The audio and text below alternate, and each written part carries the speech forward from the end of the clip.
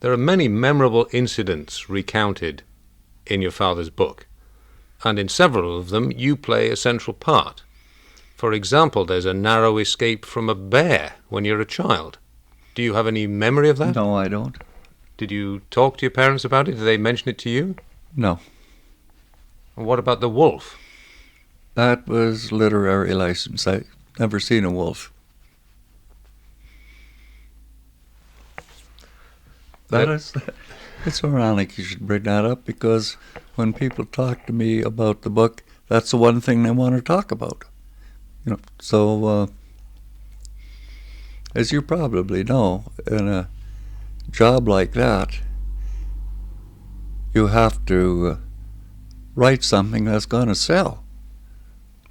This wasn't exactly a documentary. It was something that had to be sold on the free market. And so he embellished some of the facts, as I would have done. So in a way it was a story based on his life, rather Yes. than the story of his life. That is correct. Mm-hmm. And how do you feel about that when people ask you about it? I just tell them the way it is. And I feel good about it.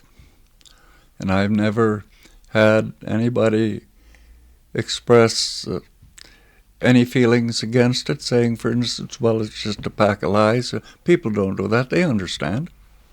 You said you never saw a wolf.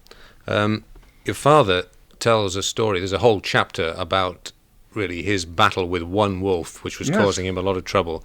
Could you tell us a bit about that story? I was in the army at that time, but I remember him telling me the same story, and actually seeing the pelt, the wolf pelt. That's pretty well a true, it's based on a true... And what was the story of this long hunt?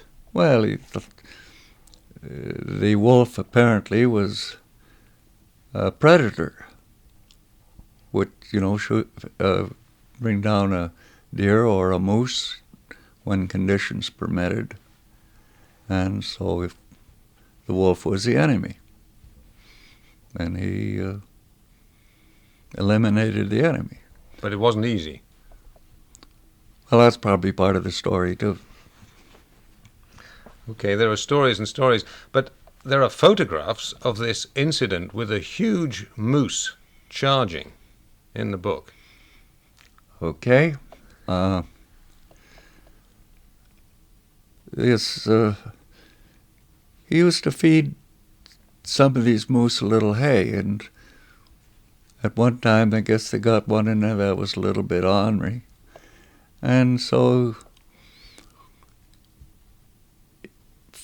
yes, the moose was charging, but whoever took the picture was on the opposite side of the fence. Pretty dramatic picture. Very dramatic picture. He writes about winter, really hard winter. Winters as cold as minus 53 degrees. Oh, yes, that was apparently... I know minus 40 degrees is pretty common, and I have never talked to anyone when we sit around, have a beer or something, talk about the good old days, and it's all, the way they tell it was always colder than I remember it. I'm not saying they embellished it or anything, or I just got a poor memory, something like that.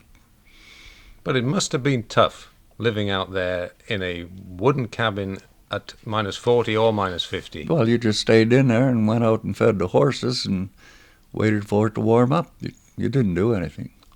Well, according to the book you did. You tried to get to Risky Creek. Well, yes. Well, that was one unfortunate time. Yeah, bad timing, put it that way. Decided to go to Risky Creek, and then it turned cold. He wouldn't have started out in 40 below weather. Do you remember that trip? No. But it did happen.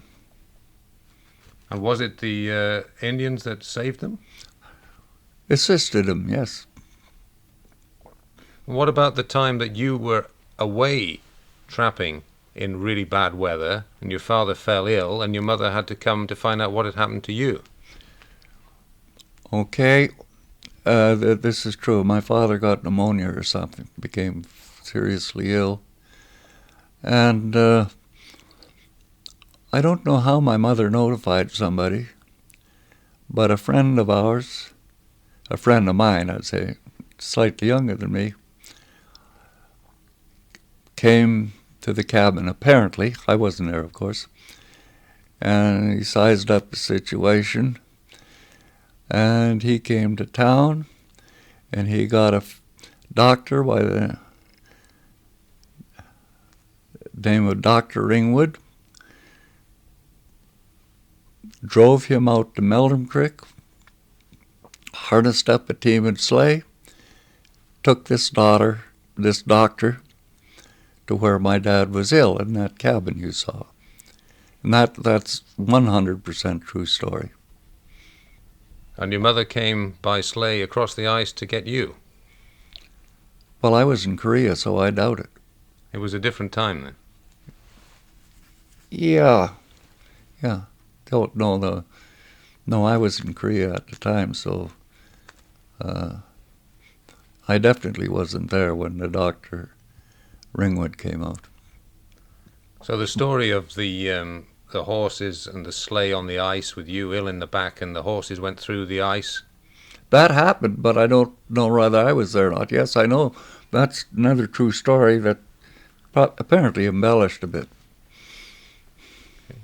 But going back to what you said earlier, I suppose, I mean, for a story, it's great, it's fine, but we know there are some people who probably have read this as true, and they have a fantastic image of this three against the wilderness and how tough it was. They definitely do, and I think I probably related to this a while ago. At that time, if you wanted to sell a book, you pretty well had to tell people what they wanted to hear.